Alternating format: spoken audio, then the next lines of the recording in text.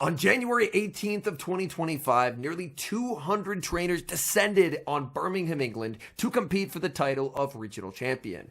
Many former champions competed. But when the dust settled, a trainer who had never even made it to a finals before, Icelandic Lapras, reigned supreme as Birmingham regional champion. His signature Pokemon in the run is Shadow Annihilape, a Pokemon that had a 100% win rate in the games that he brought it. So today, I'm sitting down with Icelandic Lapras, talking about his run at Birmingham, his team building process, and going through all of his games that took him to the title of regional champion.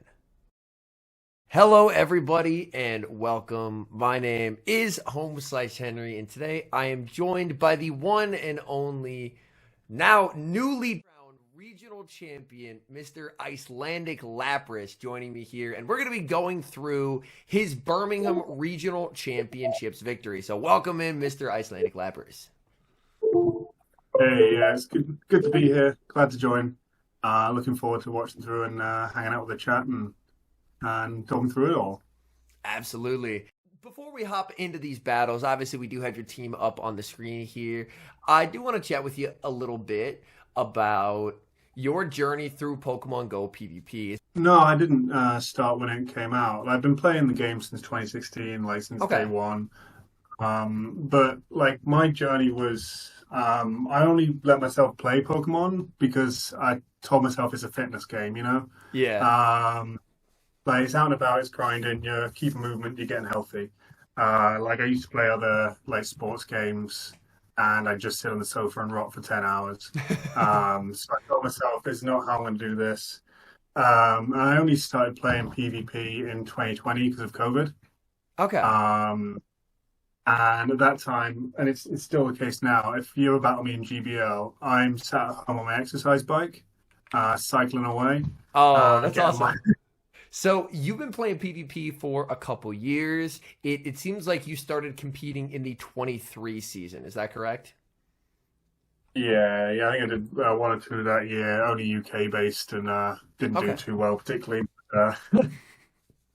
You know, you don't win your first regional most of the time. Yeah, 2023 was fun. It was good to, that's the first time ever meeting sort of community in person and building those bonds, getting to know people.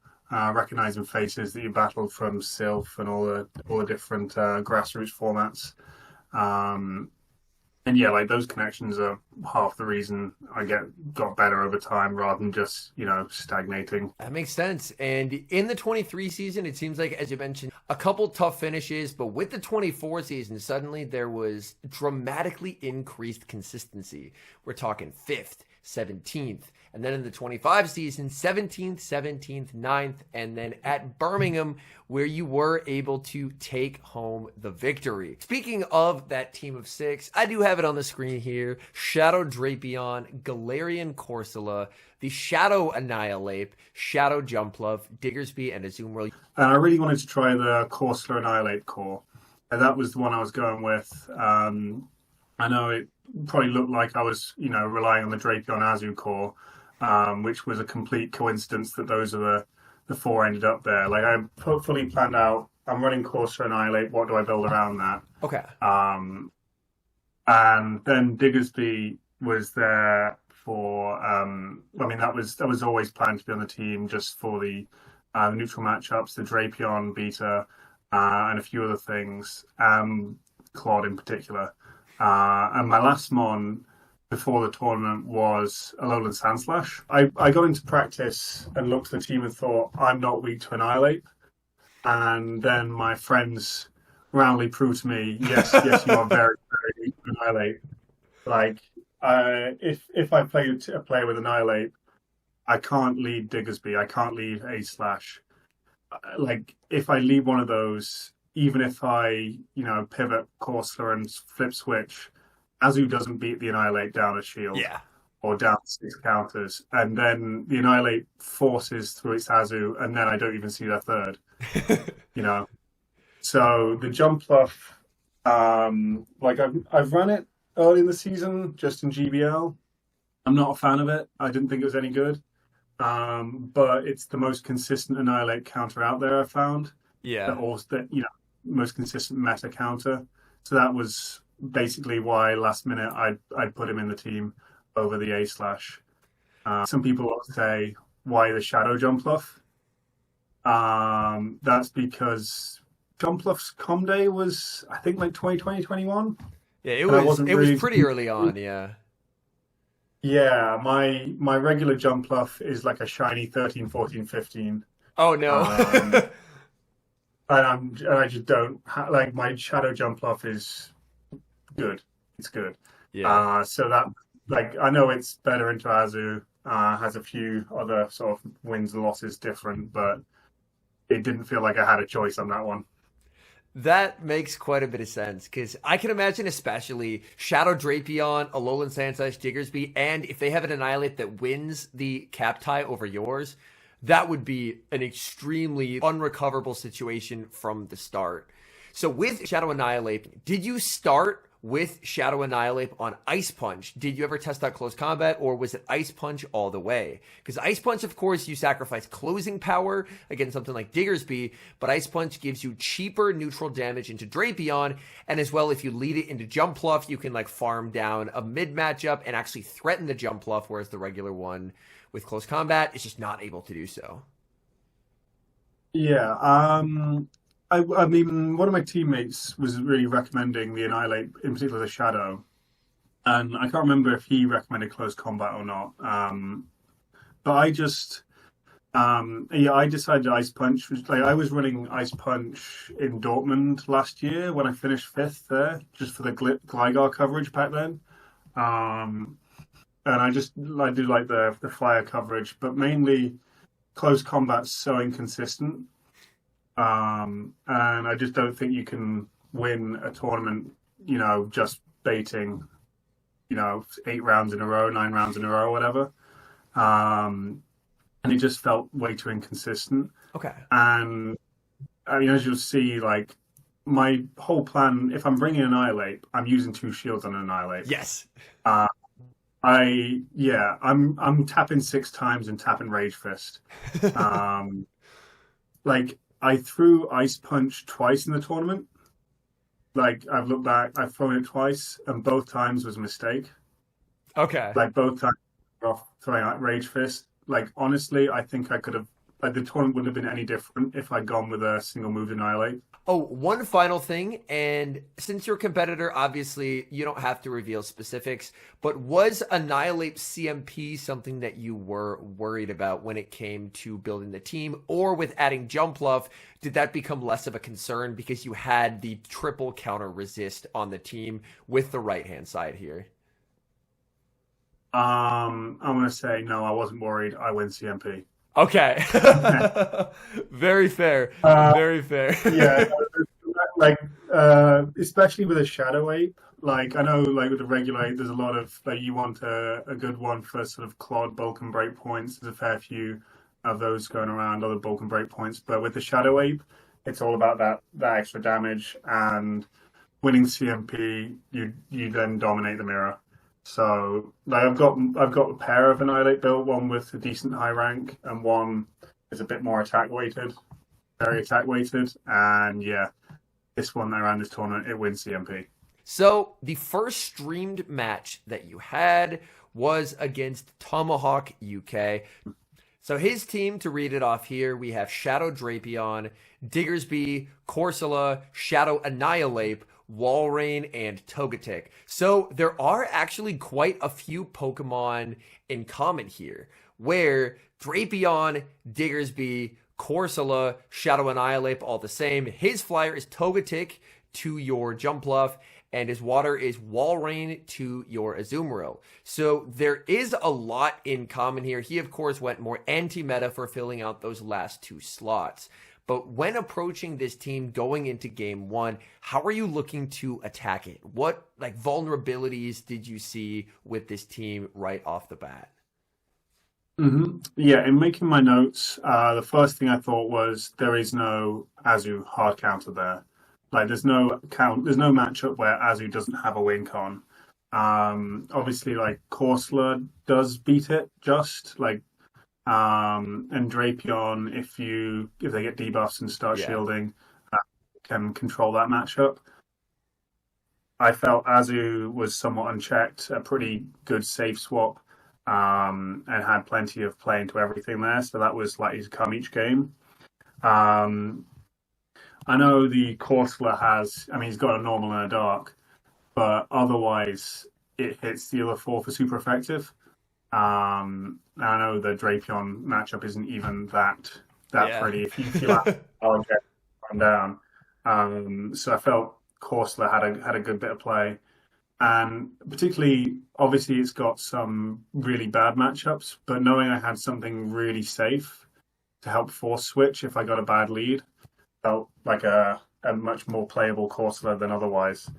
And the other stuff, like he's got two really hard Annihilate counters, but there's also three really good targets for it, and the mirror, which we had some fun chatting backstage, and I didn't say anything about my Annihilate.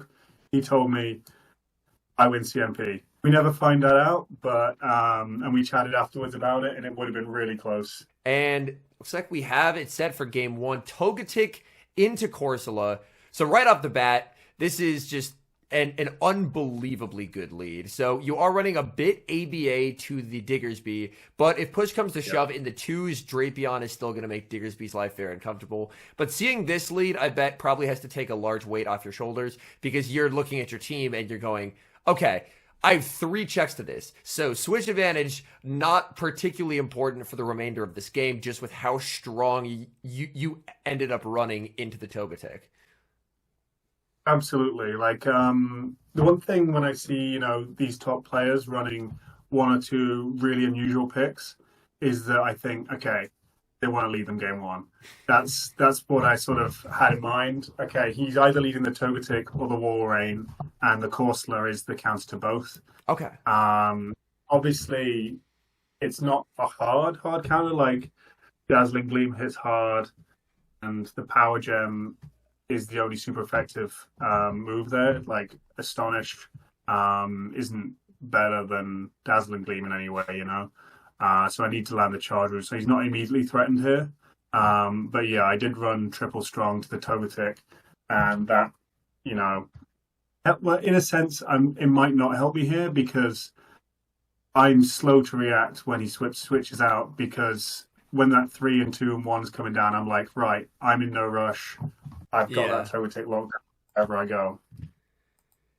And so we will play this game number 1 here. Togetic staying in to start with. And Corsola can outpace. In comes the Drapion. Going to bank up a ton of energy and then go Azumarill. So at that point here, as long as it's not Diggersby third, Corsola energy is going to go everywhere because you've already seen Drapion, which is one of the other bad matchups. So if it's Diggersby and back from him, obviously switch matters quite a bit, and he gets an early debuff. That, having been the Azumarill, has got to be a pretty scary feeling because now Drapion can actually play for swap if it wants to.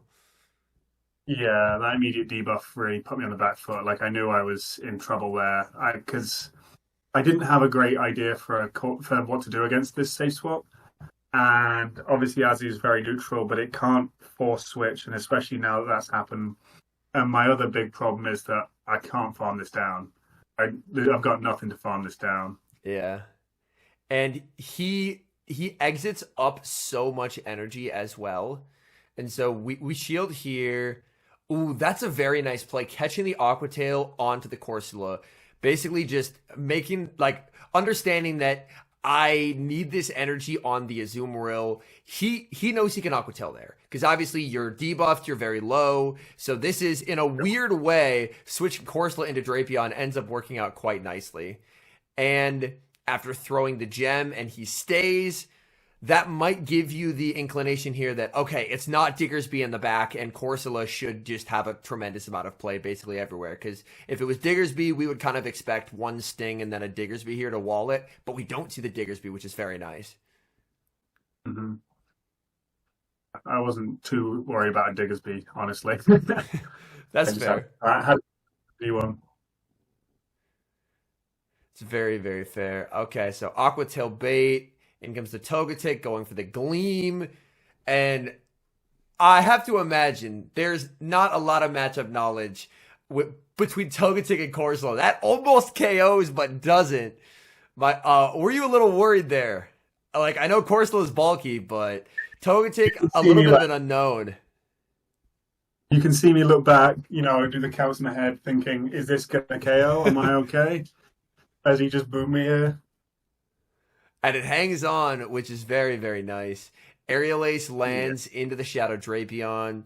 And Drapion up energy is just such an absolute nuisance. There is energy on the Azumarill as well, which is quite nice. In comes the Walrein. Going for the Crunch.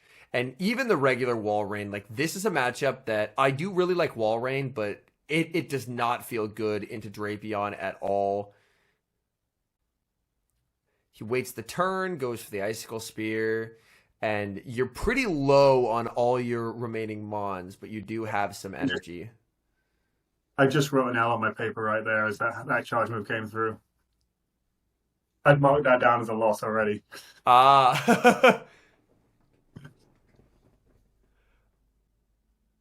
It switches in the Drapion.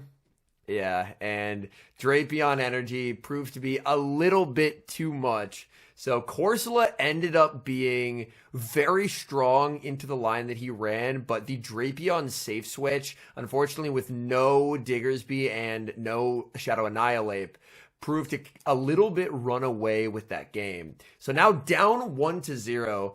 Obviously, having been in these tournaments before, if you end up in losers, the road gets a lot harder. You're basically playing sometimes more than double the number of games in day 2. So how do you kind of gather yourself leading into this game number 2, and what adjustments do you look to make? Yeah, well, I looked through the team he just ran of Togetic, Drapion, Walrein, and just look at it and say, he ran ABB to Annihilape. That was clearly his plan. He's clearly worried about the Annihilape. And the fact that I didn't bring it probably makes him feel much safer in some of those picks. And at the same time, people don't tend to leave, twice in a row often. So I thought, right, I'm going to start my next team building around, I'm leading that Annihilape. Okay. I'm putting that Annihilape on the lead and seeing what I can build around that. And so, obviously, like I said, the Azu's coming every time. I don't think he'll expect me to bench the Corsola, because it did have a lot of play into his first game. So I sort of expected him to bring stronger into that. So I planned a line of Ape, Drapion, and Azu for game 2. Okay, Ape, Drapion, Azu. Just saying that if Togetic isn't the lead, Ape's good into most things, and it's into the Diggersby. So that's the best possible lead you could see. Diggersby is completely helpless here, and the moment he pivots Drapion, you've just caught this man ABA. Because Drapion, like, Crunch Shadow on Shadow does a lot, but it's still very uncomfortable because if Shadow Annihilape wants to, it can just 2-shield, degen, Rage Fist its way through this Mon. Yeah, that was my plan. I'm annoyed at myself here because I know the calcs, Rage Fist does 27%. So if it's in the red, it just KOs, and then you could have left boosted, basically. Yeah, so that's one of the 2 times I threw the Ice Punch, and it was a mistake. Like, I could be boosted. Could be basically full health. And when I see the Corsola, I know that I'm just RPS and backline. That's my plan. Like, I saw the Diggersby lead, and I was ABA strong to Diggersby. Like, Azu's pretty consistently good into that Diggersby. So I just stay in. And that could be very tempting to a lot of battlers to pivot out there, but you're just making the play, understanding that Azu, unless Diggersby gets the 9% chance of double Scorching Sands debuffs, Azu's going to do great there. Drapion also going to do fantastic. And I really like banking of the energy here, not throwing it, because throwing it would dramatically desync the timers. but you end up just banking a little bit of energy going Azu, and then it just comes down to, does he get back-to-back Scorching Sands debuffs? Because if they do, things get uncomfortable very quickly, but there's no Scorching Sands debuff, and that has to be a huge sigh of relief, just knowing that your bubbles and your Ice Beam are still going to be extremely threatening here. I mean, he could shield the Ice Beam, but mainly just the bubble damage, getting it closer and closer into a range where Drapion can actually sweep the remainder of this game. Yeah, and I knew this exact situation because my teammate playing Tomahawk the round before had this exact same matchup, and Tomahawk got the back-to-back Scorching Sands debuffs. Oh, no. Oh, that is painful.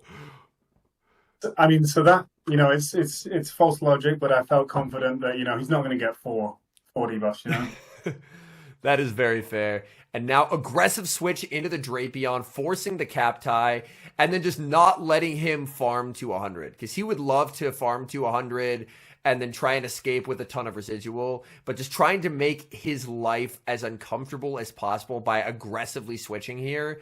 Fire Punch is shielded, and now you can outpace quite significantly. Yeah, in my head, I knew at this point he wants to swap out. He wants to catch an Aquatail. That's his guaranteed win con.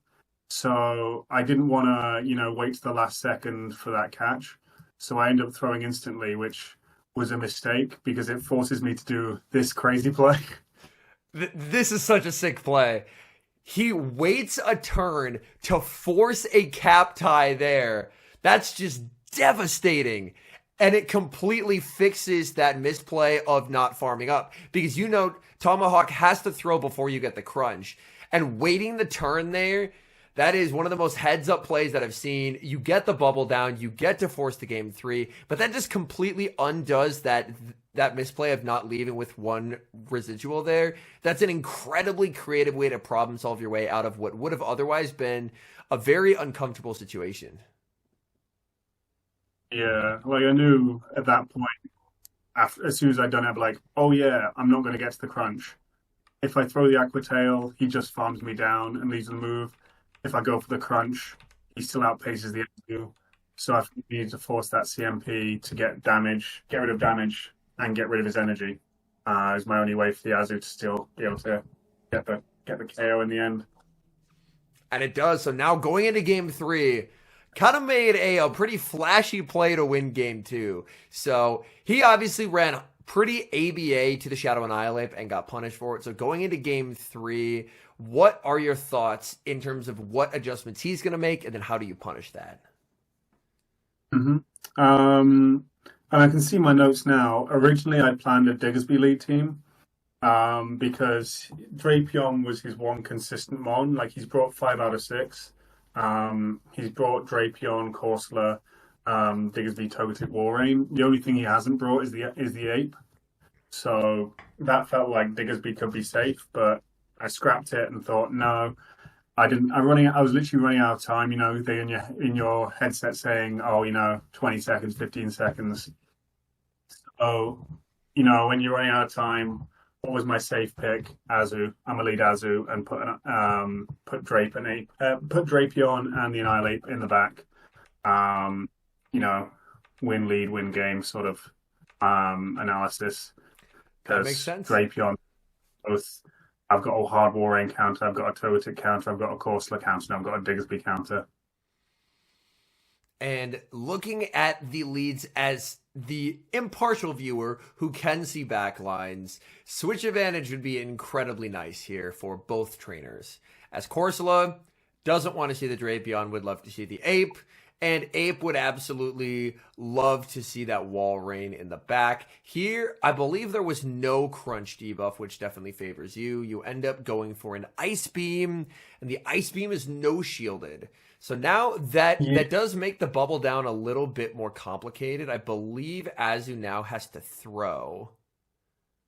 Ooh, he ends up pivoting out. A beautiful catching the Ice Beam onto Walrein.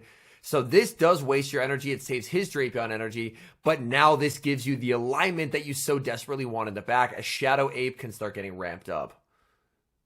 Mm-hmm. Yeah, and it's one of those things where here I don't know my calcs in this, but I'm looking at it like, there's no way Icicle Spear can KO. There's no way I can lose this switch, and I know he's in 5 counts down range, so I can just no shield come out. That is a And diabolical farm down. And here we have our second Ice Punch, and unfortunately, it will be doing less than a Rage Fist would have done. So we have both of our Ice Punches thrown, both in this set, and both you view as misplays. well, actually, now looking, the more I look at that, the less I think that was a misplay. Because I looked at the team sheet and thought, what's coming in? If it's the Drapion, I want to hit Ice Punch. It's not the Walrein. I guess the Ape, I want to throw the Shadow Punch, the Rage Fist. Togetic, I want to Ice Punch. Diggersby, I want to Ice Punch. And if it's the Corsola, I've won because I've got a Drapion in the back, so I'm covered for there if that's the situation. So I felt comfortable enough throwing that no matter what. That makes sense because basically that damage doesn't matter if it's the Corsola because it still puts it pretty close to Shadow Crunch range because Shadow Drapion is a terrifying Pokemon. At this point, Tomahawk's win con is an Astonish down because he knows just off pacing. Corsola is never making 3 moves. You can see the shake of the head there. He's just realizing that the Astonish damage just doesn't add up.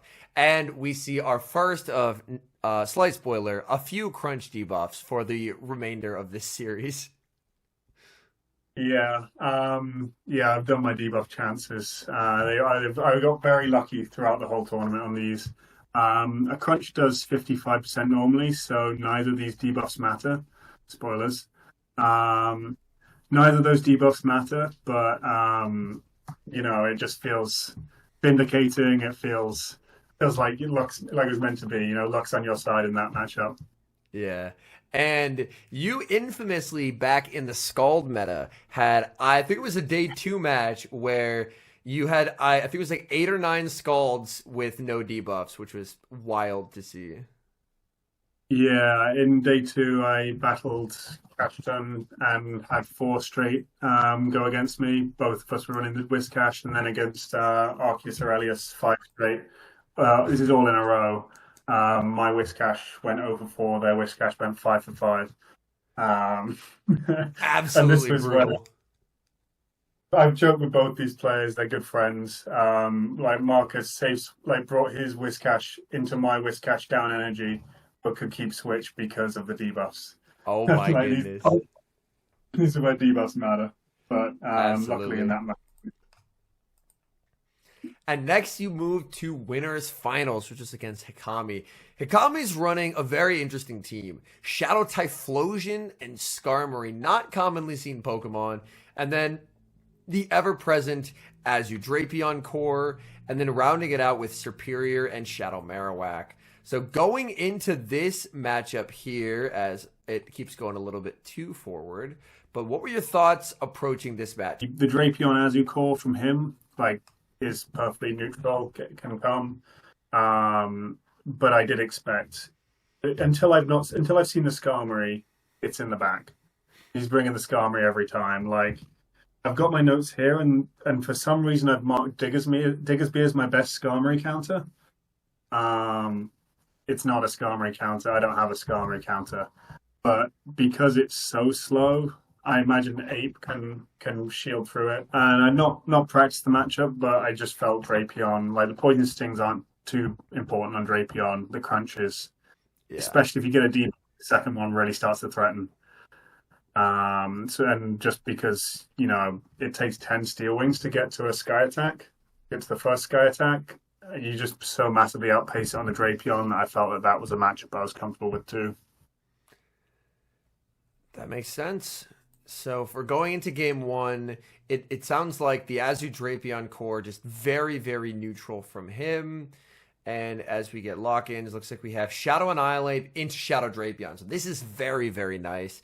And you do have your Drapion and Corsola lurking in the back. And with him having Skarmory, he can't really afford to pivot out because Skarmory can just get fully countered down as well. So this is a little bit awkward. And the moment he stays into this matchup, it kind of provides a little bit of a red flag that something in the back also does not want to see this Annihilape, because even though Drapion does successfully Aqua Tail bait here, it's still a very uncomfortable spot to be in overall. Mm-hmm. And like I said, I wasn't practicing enough. I know as soon as I throw his Rage Fist instantly, he can't get to the crunch. He knows his matchup well to know that's why he Aqua Tail baits. He can get to 2 Aqua Tails there. Obviously, I know it's only an Aqua Tail and I'll take it. But, I always wish he'd crunch there just so I can come out with full health. And when I see the Azu, I'm like, right, I'm building up to the move. Clearly, he has something weak in the back, so I'm dipping out. Then Drapion already down a shield, so just not wanting to go down 2 shields, because that is the one situation where Skarmory might actually be able to do something, is at that kind of advantage. And this is a little bit awkward because he would love to get a farm down, but I mean, this energy does add up on the Azumarill, and now we will see the switch out into the Skarmory. Skarmory looks like we'll get the farm down, only having to take 1 crunch. He's still saving the shields. So the crunch is going to land here, and we get a defense drop. And that will actually help these Astonishes out from the Corsola. There is a little bit of energy on the Annihilape, but I guess you have to hope with the crunch debuff that you're able to get this farm down. But, you bring in the Annihilape, and then I imagine just try and get as much boosted counter damage as possible while the defense is debuffed. Oh, no, we actually see a switch out. I stand corrected. That's when the Rage Fist or the energy there was most useful. It's rubbish into Azu. Yeah. He's debuffed. I waited my timer to make sure I could throw the move and dip instantly. I should have shielded that, but that's where I felt I could get the most out of this. Here, if he no shields this, he wins the game, I believe. Yeah, because this doesn't KO. Yeah, not KO. And this, I mean, that doesn't KO either, but it would end the game. So I just keep farming, knowing bubbles do less than Skarmory Steel Wings. So I go for the CMP again, maximize my energy gain, see if I can get to another Nightshade on the Skarmory. And I was lucky I survived this because I played this whole matchup thinking it was still 8/7s on the Skarmory like it was in the old days. Oh, so, okay. I'm telling him now, I nearly switched to the 8 to catch the Sky Attack. Gotcha. But yeah, was there, so out of curiosity, I do want to rewind here slightly. So you had mentioned that Annihilape, you realistically don't get a lot of value out of, outside of maybe a catch, which obviously we didn't end up needing. But was there ever a thought in staying in and just trying to get as much +1 counter damage? Well, +1 from the Rage Fist, their -1 defense, just to try and make it an easier farm down for Corsola?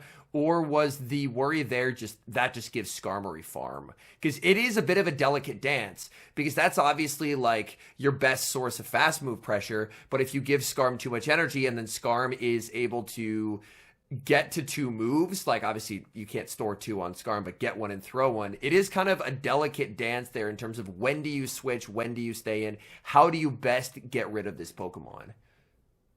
Yeah, well, I saw Skarmory's in the green, so I hadn't even considered, fully farming the thing down.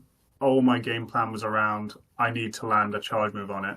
So I didn't have a thought to staying in and getting that extra counter. So just getting Corsola energy. Gotcha. That makes sense. Yeah. I think going into specifics like that can be helpful, especially for newer battlers, in terms of, because obviously you can end up in positions that are favorable or unfavorable, but being able to convert them is what matters. So in that moment, just with how healthy it is, you were thinking, okay, I need to get to 2 moves. And in switching, when you did, Corsola does just that. It doesn't have a lot of HP left, but it had just enough HP from that best friend trade Corsola to get the win. So previous set against Tomahawk, you were down 1-0 now. I have to imagine there's a big sigh of relief actually being up a game, knowing that you even still have a game to give. Whereas in the Tomahawk series, you were constantly back against the wall. Yeah, like I look on paper, I really like this matchup, particularly compared to Tomahawks. Being 1 up felt like a nice sigh. I felt with 2 games to go, I'm in a much more comfortable position to get at least one game out of two, you know? Like I like my Mons neutrally and think, you know, I can lose a game, I can throw a game, and I can still come back and be in a perfectly good spot and still favor myself to get the third. That makes sense. So for game two, I remember in the like decisive one versus Tomahawk, you said, you know what, Azu's neutral enough. I'm throwing that out on the lead. So I imagine there's a decent chance we could see Azu come here. It's Drapion. Oh, there it is. The Azu. Perfect. Right on cue. So this, I believe you ran a very similar line, but just with the Ape version of it versus Tomahawk. So basically just saying Ape was so good last time, but he actually runs, he runs back the exact same line, which is very interesting. So he didn't end up being particularly afraid of that Annihilape lead. So he actually runs back identical team with the Skarm Azu in the back. But Corsola, again, just looks very, very good here. Mm-hmm. I mean, he got good value out of his Drapion in the Ape matchup last time. Like, he put the Ape into farm down range in a position where it wasn't doing big damage to the Azu. And the Azu is pretty safe into my team. Like, Jump Bluff's the only good counter. And, you know, then if he gets 5 bubbles on the Ape, it's not a counter. So yeah. I can understand why the play of soft losing and farm down with the Azu. That makes sense. And then you go for the Ice Beam. He ends up no shielding the Ice Beam there. Tomahawk as well. I've played Azu so much, and well, played this mirror. When I'm the Drapion, I always shield, and it's always Ice Beams. Whenever I throw the Ice Beams, they let it go. Oh man. That's funny. And then here, yeah, I honestly like this play from him to let it go because this potentially sets up a big farm. He could go Skarm here, yeah. And then, ooh, I really like this pivot out because that right there is a really scary amount of farm to give Skarmory. Because Skarmory's whole thing is, especially now that it's not 8-7, it's incredibly slow.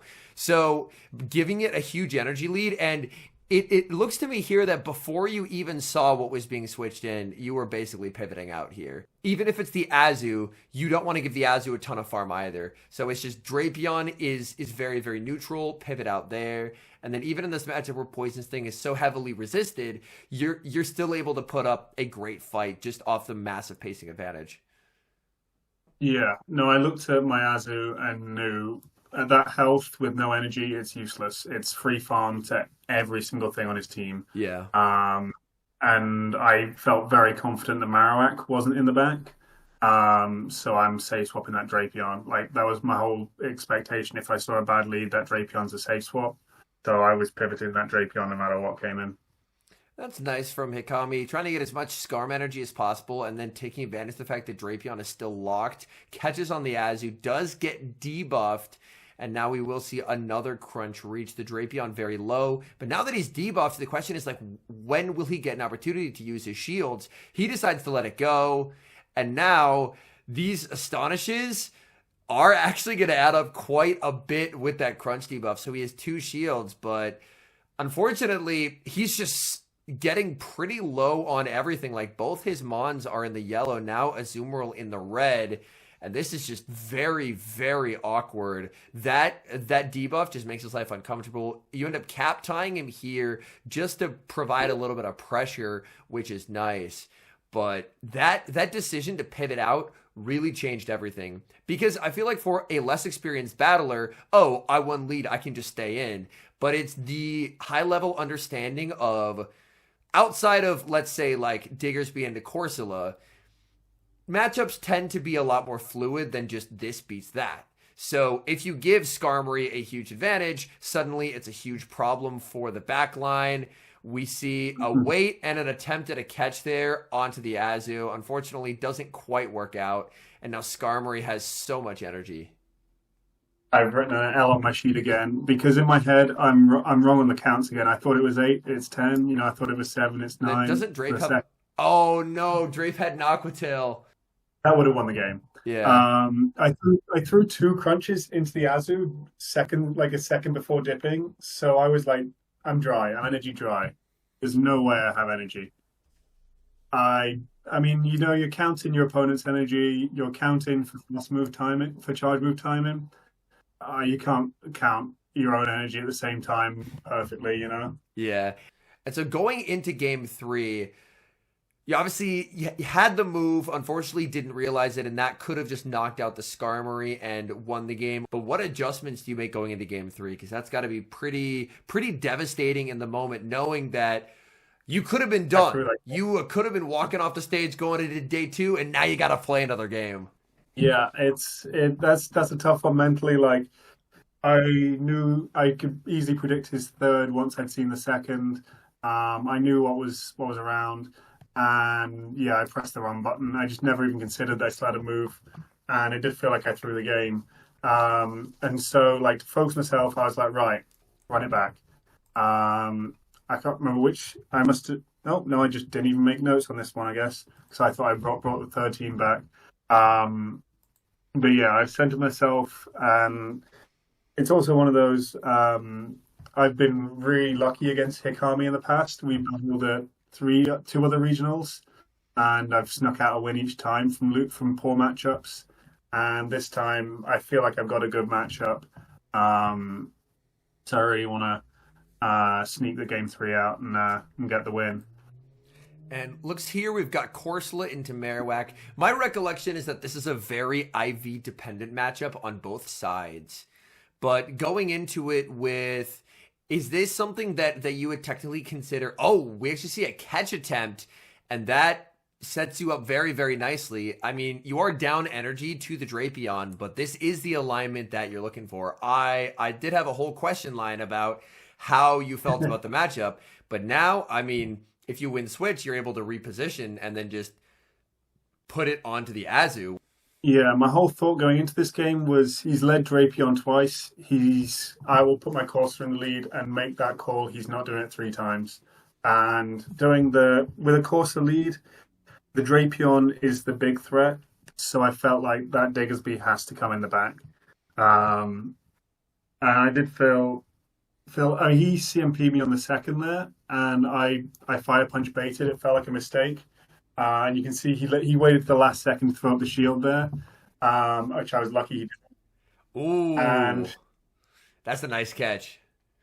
Catching onto the Skarmory, catching the Scorching Sands, and that Drapion still has a lot of health to it. But this is the repositioning that I was mentioning is you can now just put the Corsola onto the Skarmory, and then you still have that full health Azumarill in the back, which is going to do great into that Drapion Marowak pairing. So this ends up working out pretty nicely. Obviously, having the energy caught is never a fun time, but it does allow you the repositioning that we were mentioning. That KO's there, which is very nice. It looked like there was a bit of surprise there on your face, but definitely happy surprise that knocked out. yeah, I didn't need it to knock out, but yeah, that was really beneficial. And I felt at this point because by catching on the Skarmory, he's given me all the information. Yep. He's given me his entire three. I know his energy. I obviously know his moves. And I've got, the 10 seconds off the charge move to make my plan. And so then I knew, right, my best Skarmory is this Corsair up energy. Mm-hmm. And luckily I've got the Scorch's Sand debuffs to really protect it as well. I know he's got all this energy on this Drapion. He's in perfect bubble down range.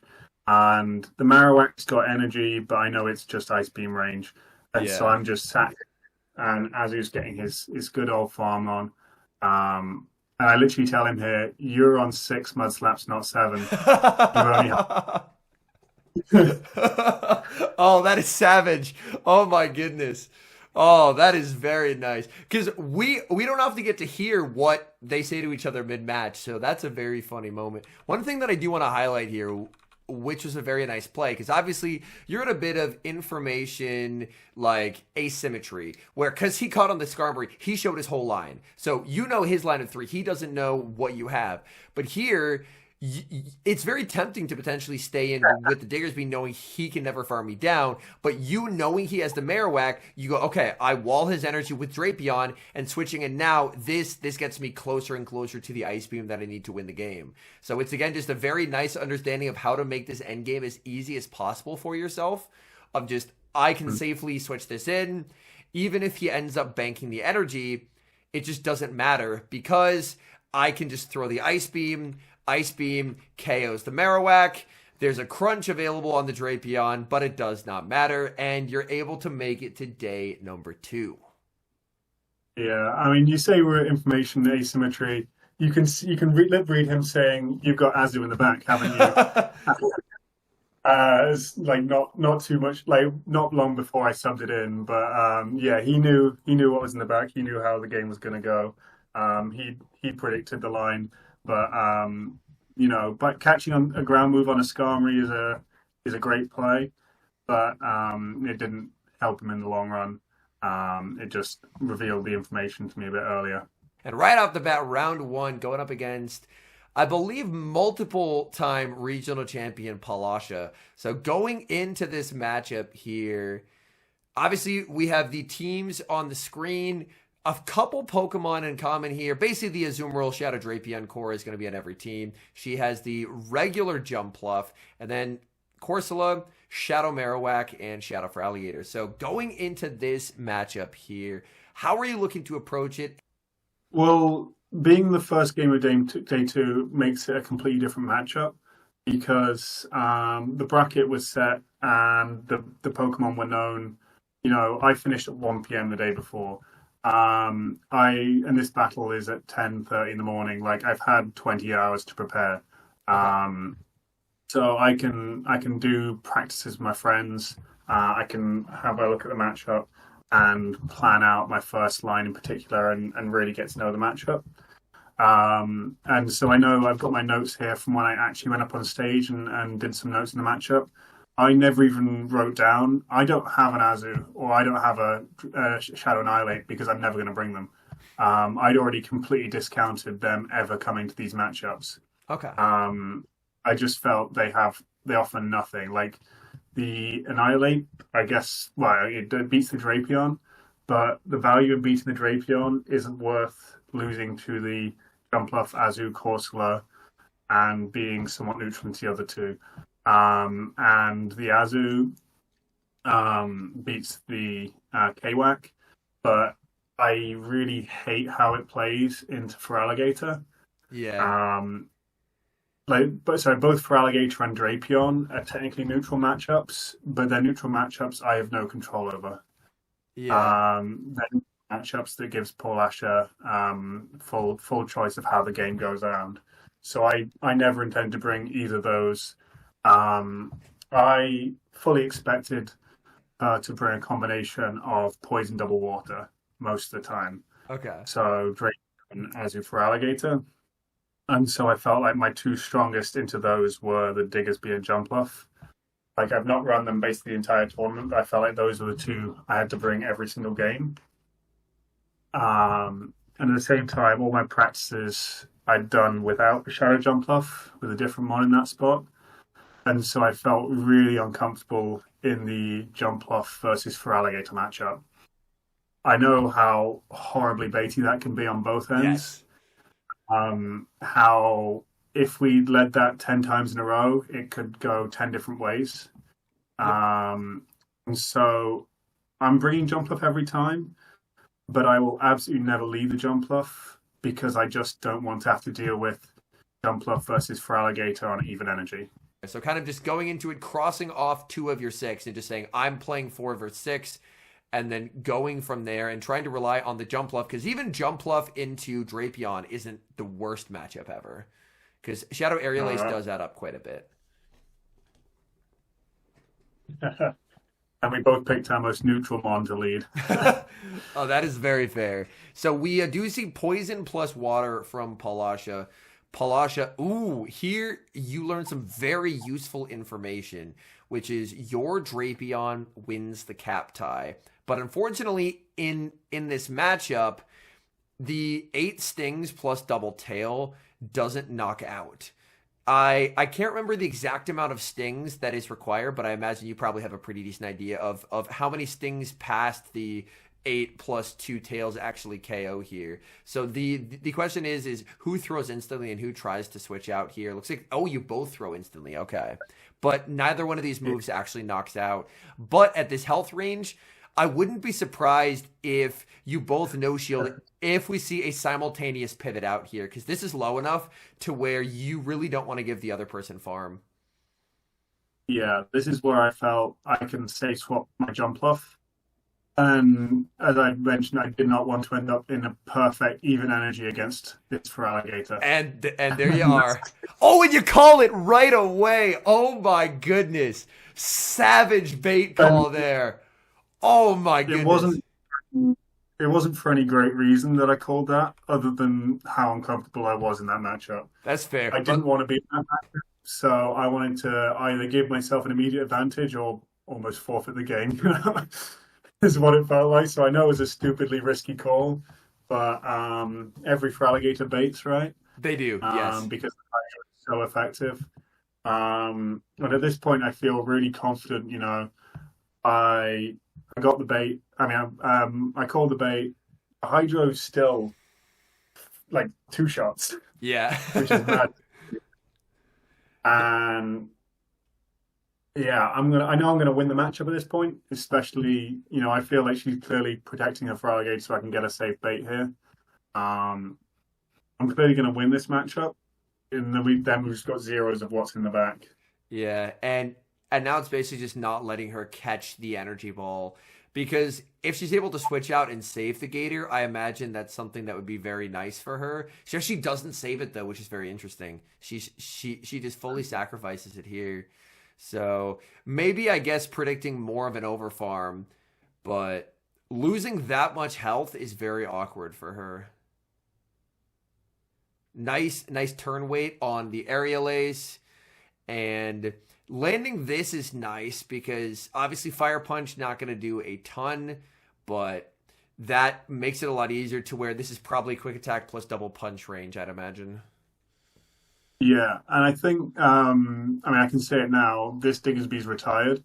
A good Diggersby probably should win this matchup, because I just don't quite get to the double Fire Punch. Oh, and I really, like, having called that bait, I really felt, oh, I should be in a winning position overall. And so, like, after this happened live, I was like, how did I lose that? I got switch, I got even the charge move on the jump off, and I still go down. I look at my 2 mons left, and I know this is over. But yeah, that shiny Diggersby has a bit too much attack, and so they were in the last event, the Diggersby, so the Bumblebee. So I can find a better one that can survive those 2 energy balls and put up a better fight there. Down 1-0 there. It honestly felt like the strategy worked kind of the way you were hoping for, but just Diggersby just wasn't quite able to tank what you needed it to tank there. Yeah, and so my only adjustment was to flip the Diggersby and Drapion from lead to back and run the same 3 back. And then hard call that it's double water, and it is. Nice. Yeah, this was the line I prepared for, and I honestly prefer Diggersby into Feraligatr than I do Diggersby into the Drapion. Like, I practiced this with my Diggersby, and I think this is where having just that bit more attack really did help me, because I think some Feraligatr can survive the Scorching Sands in the ones. Obviously, I get the luck again. Debuff, which is very nice, yeah. There's one Scorching Sands this Diggersby throws the entire tournament that did not get a debuff. He was a very lucky one. I farm up to the max here, and I know from practicing with this Diggersby, this KOs.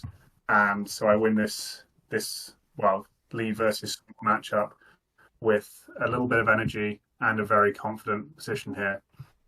And I hated that play that I just made as well. You can see me shake my head because I have all the information, and I just feel like I can't swap in the jump left down energy in here. Yeah.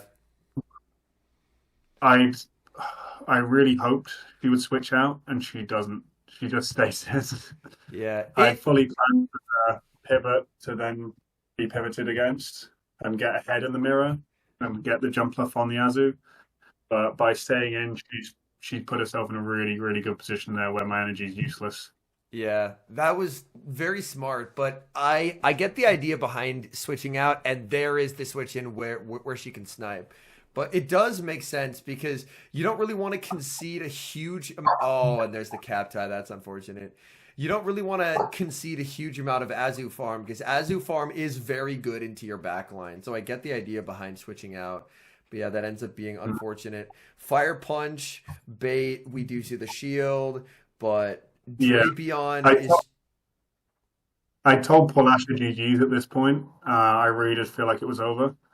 Um, Obviously, this like I'm not happy here. Obviously, I made a survival play, like I'm still in it, yeah. but it really felt like a winning play, like Drapion versus Jumpluff, even energy, with an Azu one for a move, still feels like I'm in a losing position. Yep. And then she switches it in, and then you're able to fire off the energy ball here. Because Aerial Ace looks like it wouldn't. I mean, I don't run the shadow, so maybe it would have, but I don't think it would have been enough. So No, energy ball just it would. guarantees the knockout there. What was that? I don't think it would KO either. Yeah. Um, There's a crunch and debuff then against you. yeah, that's one of the two crunch debuffs I had the entire tournament against me. And then here she has the move, and she's such a good player. I really thought she would, outplay Predicted. me. Predict. It's such an obvious snipe. It felt like. I feel like I can't wait and play a snipe later, or wait for her to throw. But yeah, I feel like I just survived a matchup I should have lost there.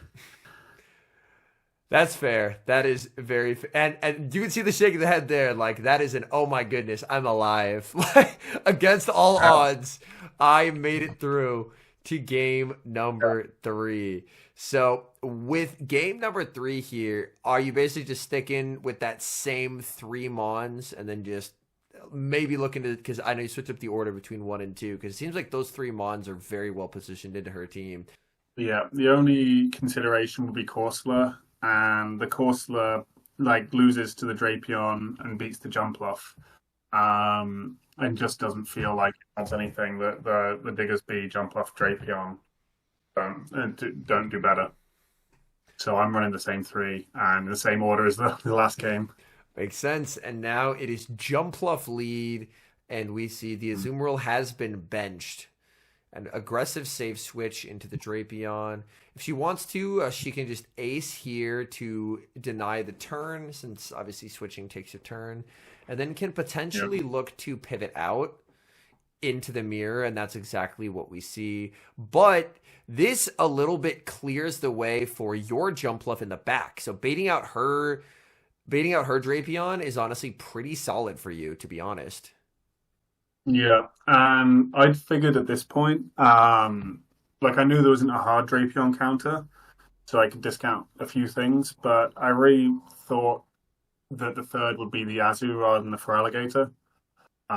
So I'd played the game fully around that, and that's probably why I look so miserable the entire game, because I feel like, okay, I know the Diggersby's useless. She's got rid of the Diggersby counter, the Diggersby's target. And because I expect, well, I mean, I know it's a water type in the back. Yeah. So this crunch is completely irrelevant in my mind because an Ice Beam will basically one shot. Yeah. So, It'll just do a lot more. And then when she brings in the Jumpluff, you still don't know what's the third. So at this point, you're basically expecting it's the Azu, and that's why she's doing what she's doing. So it's just curtains. yeah, obviously it's a water, but I fully expect it to be the Azu to hard punish the Diggersby rather than the Feraligatr. Because, I mean, I consider Diggersby a pretty clean win over the Feraligatr, apart from the zero shields. And so while we've still got 2 shields up, I feel like she'd know that matchup and fully play for her win con, which is Azu wins the 2 shields, Feraligatr wins in the 0 shields. That makes sense. And so she ends up trying for a farm down, gives up a shield to do so. That forces you out. And then the moment you see Feraligatr, yeah, you can see the surprise there. Like all of a sudden you're right back in it. You're like, wait a minute. She did that because she had to. She didn't do it just out of, oh, I can just easily reposition and win. Like this Feraligatr is actually very, very like not well positioned here. Say this is a pretty comfortable matchup, especially with this Scorching Sands debuff. And you can see the fist bump there. Oh, that's so funny. Yeah, I'm just chatting on stage and having a bit of fun because obviously everyone knows each other in EU, and I still probably should shield that Hydro Cannon. Yeah. It does more than Energy Ball, but debuffed, and knowing I still have this shield and she's not, obviously she's got full Energy Ball stored, but I didn't want to mess with the well, I didn't want to figure out if she could Energy Ball, and it's debuffed. I knew it wouldn't KO, so I thought it'd be fair to let it go. The other thing that this Diggersby, why I went for this charge move, is because it wins CMP over Jumpluffs. It shouldn't. Diggersby doesn't win CMP over Jumpluffs, but that one does. Good to know. So, as I got that charge move, I knew I'd won the game, and I wasn't losing that CMP. That makes sense. And so that takes you to basically semifinals, but against King O. I know he knows his, again, water double poison, that was a theme of the weekend. I know he knows his Ariados Drapion very well, and that they were going to be a pain for me. Absolutely. And I knew we were both really nervous on stage, but like knowing each other, when you put the headphones on, it really does block everything out, and that's good. And just sort of to your friend on stage can help ease those nerves, I find. That makes quite a bit of sense. So approaching his team is constructed quite a bit differently to the teams that you've been seeing, where, as you mentioned, there is that Ariados, there's Talonflame, Azumarill, Dunsparce, Shadow Marowak, and Drapion. So a few Pokemon that you've seen, obviously, Azumarill, Shadow, Drapion on every team, but Ariados Talon definitely attempting to dissuade Annihilape usage. So going into this, how are you looking to attack this team? Yeah, like I'd seen a Talonflame round one off stream, and I battled another one later. It does feel quite RPS into my team, other than that, like it beats Diggersby, it beats Jumpluff, it beats Annihilape. But the mons I have that beat it are soft wins rather than the hard wins he has back. So Azu, I know everyone thinks that's water versus fire. It should be great. Talonflame in even energy wins the zeros by just throwing Fly then Brave Bird. Yep. And that ice just tickles. And of course, outbolts. But you'll never land a power gem on a Talonflame. Yep. They just play twos and then you're just cooked. Yeah. And Drapion, obviously you've got the Aqua Tail, and it doesn't KO, so Talonflame wins the zeros and ones there. You only get the twos out of it. Obviously, if you land an Aqua Tail, it's pretty neutered, but my three mons that have play into it also all have some scenarios where they lose into it. So I did expect him to bring it each time. I somewhat expected it in the lead more than anything. I never wanted to lead weak to the Talonflame. My experience playing with Talonflame is that it can be a good closer, but with an Incinerate user, it can be really hard to sort of 1v3 in the end game with the advantages. So I've always sort of preferred it to really force through the lead. So I really wanted to always lead strong enough into it. Okay. And I really wanted to cover his double poison Azu as well. I was like, by doing that, the Dunsparce is very neutral. And I always feel like I can scare off the K-Whack with the Jumpluff Azu coming regularly, just because it feels so RPS. So that's why I sort of feel like my own Drapion feels really good into like the Azu Talon Ariados Drapion I was somewhat expecting. That makes quite a bit of sense, and it looks like we have lock-ins here for game number one. We have Corsola into the Shadow Drapion. And we have Azu and we have the Diggersby in the back. And not seeing Talon on the lead, there's a decent chance it is lurking in the back because it is just very, very strong into this line. But the Azumarill save switch, and I can see a bit of surprise registering on your face that he stayed into Crunch. Obviously, I stayed in the Corsola to get 3 free Astonishes and take 4 Poison Stings because, well, 5 Poison Stings, but that doesn't matter in the long run for that bit of energy. And his energy gain doesn't hurt the Azu. Knowing, he's going to chip and dip into the Azu mirror, everyone does that. But yeah, it felt odd in the moment that he stayed in for that little bit. Yeah. Makes perfect sense.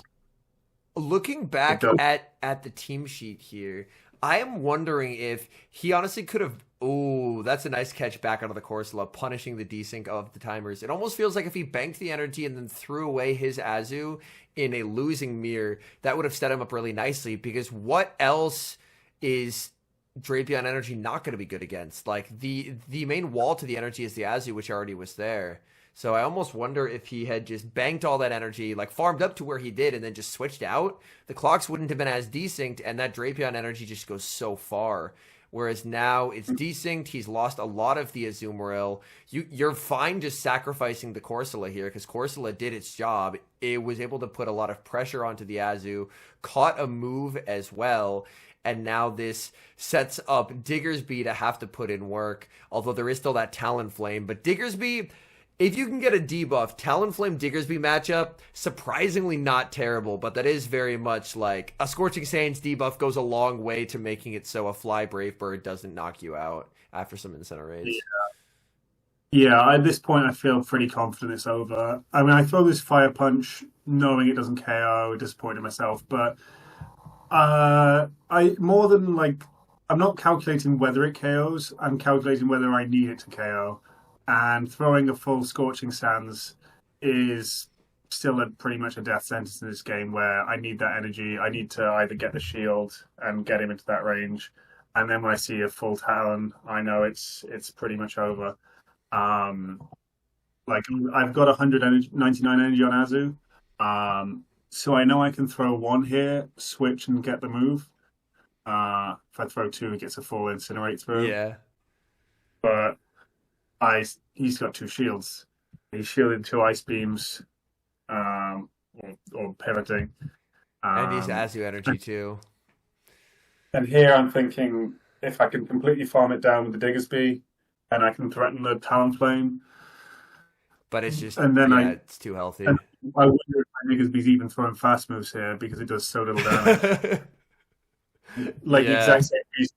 Or I don't throw this because I think it KOs. I throw this because my only win con is that it does KO. Is that it does KO, yeah. It is very similar vibes to sometimes when you're behind in a game.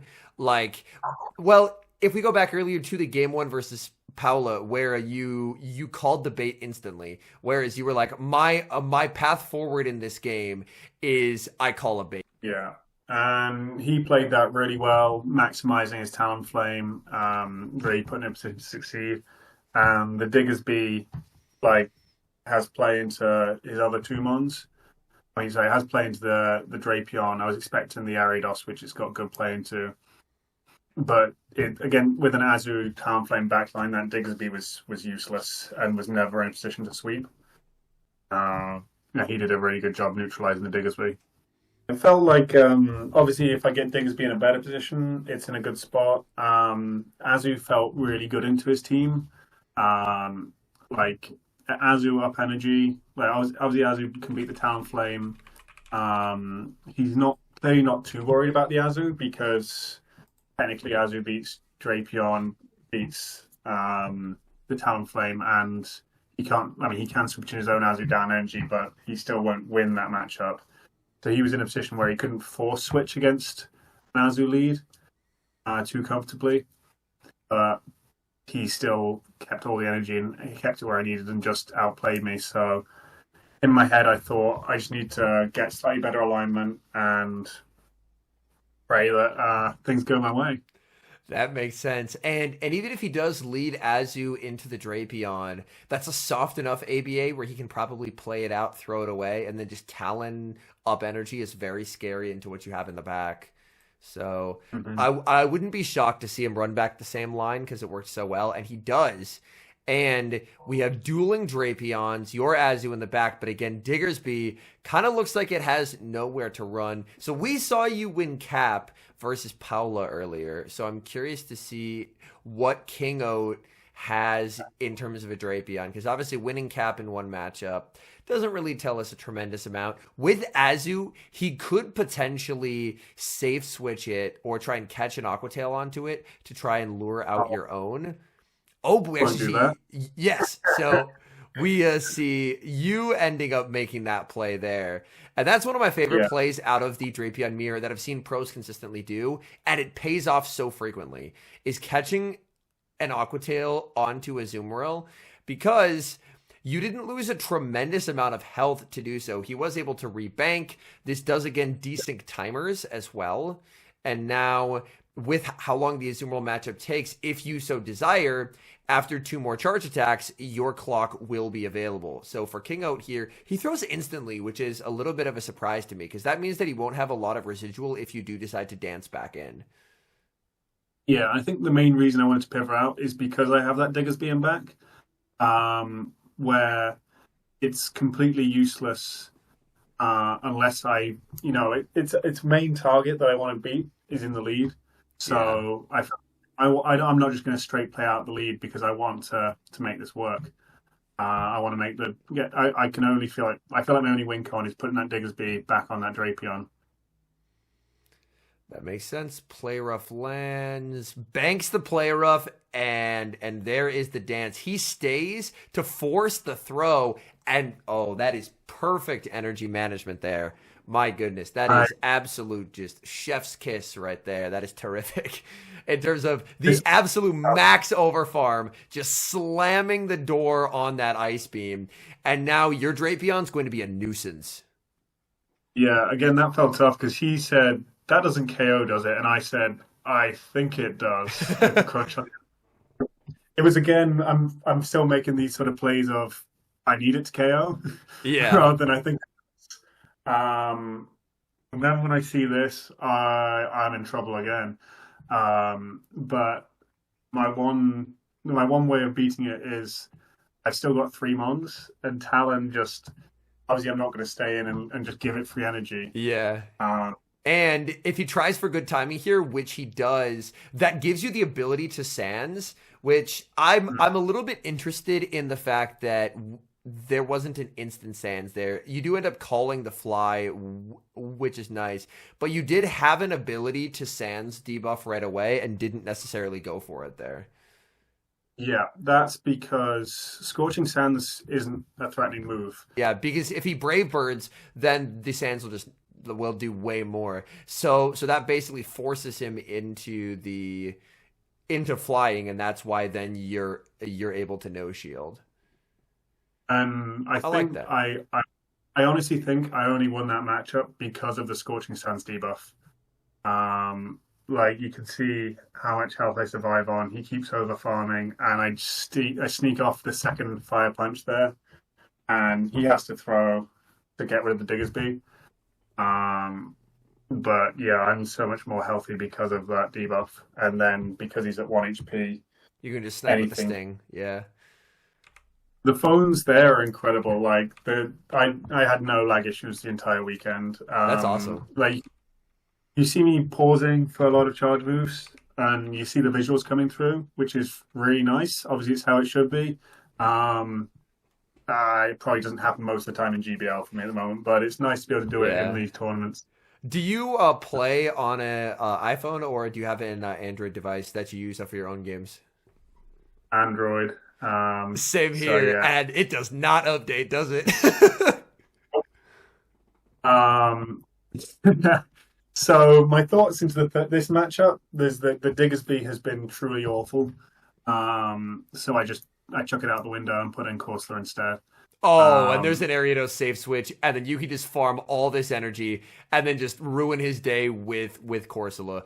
I love the play of, I hard wall this thing. I'm going to get as much Drapion farm as I possibly can before switching out. That's such a nice play because it's so easy to just switch in the hard counter, but using it as an opportunity to get all that Drapion energy, like that Drapion energy is going to be so, so deadly. Yeah, and I think there's a few different plays here that sort of tilt everything my way. Like in the original Drapion versus Azu matchup, I instantly get the crunch debuff. And I think that really forces Jack's hand there. It In forces that him out, yeah. he feels he's forced out. And then once he's pivoted into the Ariados, I can farm to 5, and he's never not going to lunge there. Yeah. He's always wins CMP over the Drapion, so he's always going to go for that CMP. And right there, I don't throw on good timing intentionally because that leaves him at 4 stings rather than 5. And then you can Obviously, combo. Oh, that's devious. well, you can get to his next move. If I throw 1 Astonish and the move, he can CMP me there. Yeah. And that basically right there completely ends the game. Yeah. So we'll rewind here to watch this back. But here you end up under tapping because if you do 1 in the move, he has it and he can then predict the combo. But here he basically, and you can see from his pained expression, it feels like he is figuring out what is happening.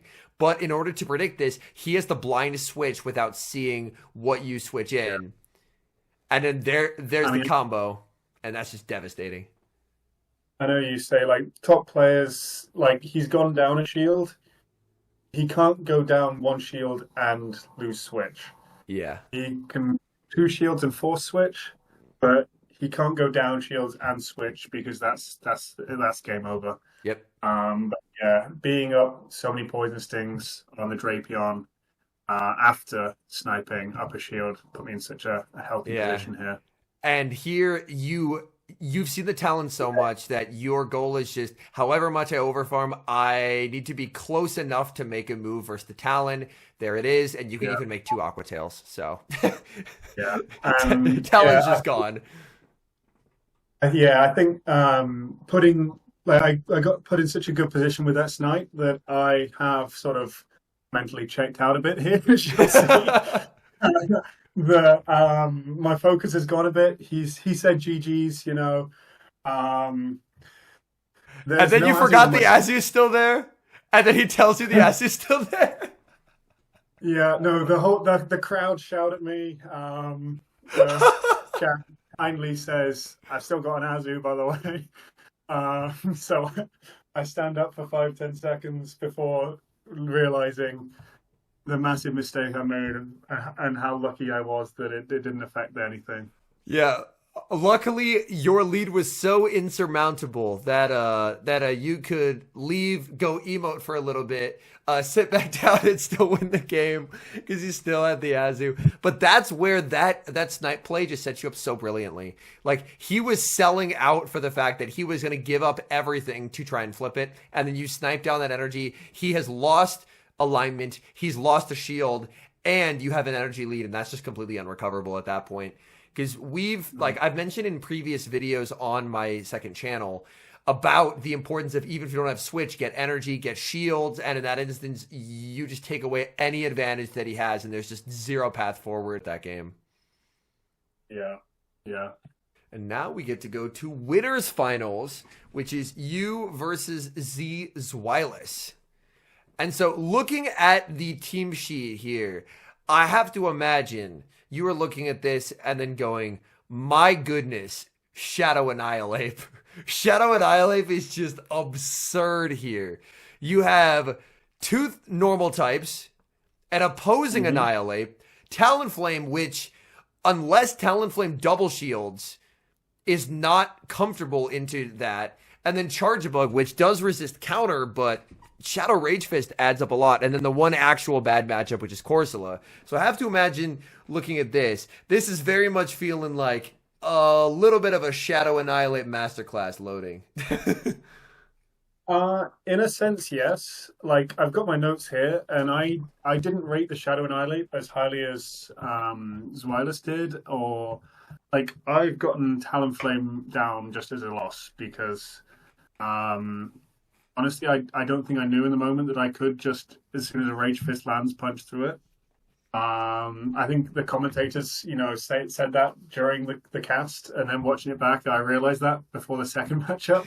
But I've got that down as a loss, so I see the Annihilape being somewhat neutral. Okay. On my two favorites are the Jumpluff and the Azu, because the Jumpluff can beat the Diggersby, Bibarel, and Annihilape, and then against the Charger Bug, it's pretty neutral as well. It's not too worried there; it can outbulk it. Mm-hmm. And the Corsola, I know I practiced this as the Corsola and got really surprised when a Shadow Jumpluff in the ones really cleanly beat me with an aerial ace bait, and just two shot me with two energy balls. Okay. And it's one of those where I'm up. I'm only threatened by the charge move, so I'm comfortable enough in that matchup. And I know I said at the beginning that my original team was A/Slash instead of Jumpluff. I know when I put that into PV Poke, it highlighted, oh, you've got one incredible weakness, and it's Bibarel. Because A/Slash is awful there. Yeah, it's atrocious there. Bibarel beats the Azu. Diggersby, particularly my Diggersby, doesn't have any win conditions, zeros, ones, or twos, and even energy against Bibarel. Corsola wins the zeros against Bibarel, which is disgusting. It shouldn't be able to do that. It shouldn't two-shot with Power Gem, but it does. And Drapion's pretty neutral. So I like the Jumpluff just as a secondary Bibarel counter. And the Azu is afraid of the Charger Bug, but really likes the Annihilape, Talonflame, and Diggersby. So I felt like those three were pretty comfortable. But my mindset going in, like similarly to against Tomahawk, was he's got this one really unique mon. I bet he's going to lead it. So that's why I'm like, right, I've got to build my first team around Annihilape lead. And I've got in my notes only the Galarian Corsola I'd swap out. I'd stay against the Talonflame as well. Yeah. Yeah, if I see the Mirror, if I see Bibarel, if I see Talonflame, if I see Charger Bug, Diggersby, I'm just going to sit in there and just Rage Fist and see what I can do with that. It is the Bibarel lead and of the Shadow Annihilape, and that's just devastating. Bibarel gets so thoroughly destroyed here. It's forced out into the Charjabug. That's going to be answered with the Corsola, and we are completely off to the races, where already knowing basically what he has on his team, it can basically only be two things. We are basically looking at either Talon or his own Corsola in the back, and both of those, Azumarill into Corsola, usually Corsola comes out on top, but that's like a close enough matchup to where Annihilape should be able to kind of more or less just run away with the game. And in this instance here, since he no-shielded, this Discharge is just not going to knock out. Discharge, not a great move. I've been running a lot of UFisk and been like, wow, this thing does absolutely no damage. And here, you actually stop tapping just to get yourself a little lower to limit the Bibarel farm. That's very nice. And the game visually updated for you. Very nice. Thank you so much, game. No, I know like Corsola just feels like such a good charge bug answer because it hits super effective and he can't throw X Scissor and Discharge is just so bad. And I just outbulk as well. That felt really comfortable. And yeah, once I know I'd secured the matchup win, I wanted to get a bit lower before throwing that. I knew Bibarel, he's already in the yellow just from the Power Gem and the one counter. So in my head, I knew I'm at full health. One surf, however low it puts me, Annihilape still wins that matchup. And he must have some ape counter in the back. So there's no value in keeping this ape at full health down a shield versus his likely counter in the back.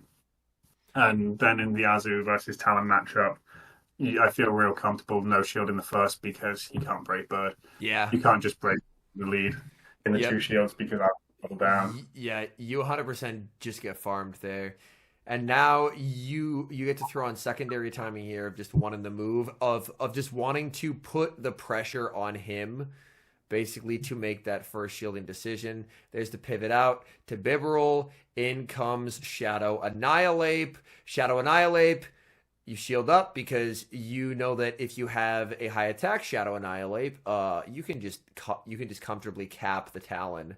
So Yeah, you're just in a good spot. yeah, I feel comfortable going CMP here, and I can get away with that.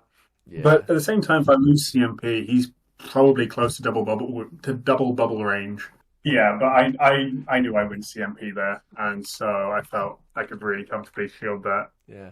So that basically went about as well as you could have hoped in game one. Obviously, these finals move to best of fives. Does the mentality change at all in a best of five? Because my recollection is that this is at this point, from looking at Draco Vase, this is your first time playing a best of five. So does the mindset change at all, or is it just kind of take it one game at a time still?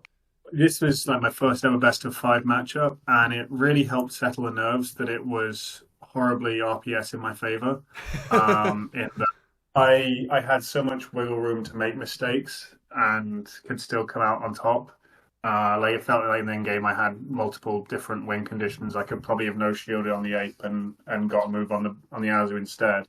But obviously it does feel there's one side of it in that you can spare 2 losses and still progress. But then there's the other side of it in that you're playing a multiple regional winner. How do you get to 3 wins against Seas Wireless? Like Yeah. he's not lost the entire tournament. He's not given up 2 losses yet. How do you get to 3? So despite having a positive matchup on paper, how do I get 3 wins out of this? Makes sense. And for game 2, he makes the read that you won't lead Annihilape again, and he actually does get it right, leading into Drapion. Yep. So you're basically just running soft ABA to Diggersby. I imagine kind of with a little bit of the comfort of being like, okay, he had a bad time against Ape lead, so he won't lead soft to it. And then he leads soft to it, so he a little bit calls the bluff, and that makes things a little uncomfortable here. Because Drapion, I mean, it's not awful in the 2s, but it's also still just not winning. So I imagine at some point, you either want to get it low enough to where you can get farm on one of your Mons. No, I felt comfortable. Like, obviously, with the Corsair in the back, and he told me as well, oh, you've got Corsair in the background, because I'm staying in this lead. Yeah. But I've only practiced this at the Diggersby, and so I know you can always bait the fire punch. So I feel really good that he's going straight Scorching Sands, and once again I've got real lucky that he's not got any debuffs, and I also feel really lucky that I get this CMP, because obviously now his Diggersby is completely energy dry. Obviously we played out the 2s and I've lost the lead. Yeah. That is some really nice farm range. It's not worth astonishing down because I would take Scorching Sands there. Yeah. But I know I can and not take any meaningful damage. And even up 4 bubbles against a Charger Bug, I don't feel like I'm in a bad spot. Yeah, because you lost such little health to do so. And I suddenly feel like if he did bring in Charger Bug, I know I can save swap a Corsola, which seems mad. But he's not running ABA normal. Yeah. He's not. So I know the Corsola has a positive matchup in the back as well. And when I see the Corsola come in, I think, okay, it's probably Talonflame, which I can one-shot with. Yeah, you just win 0s, so... Oh, and here he makes a very nice play of aggressively switching it in to get the Brave Bird. I mean, the Brave Bird doesn't knock out, but he basically is trying to do what he can in this matchup. He made a really good winning play here and I still have a win con at this point, which would have been throwing instantly three Astonishes ago. I'm misreading the endgame here because I'm thinking I want to limit his farm. But he's at 90 energy on his Corsola. So he kind of would have had to throw there anyway.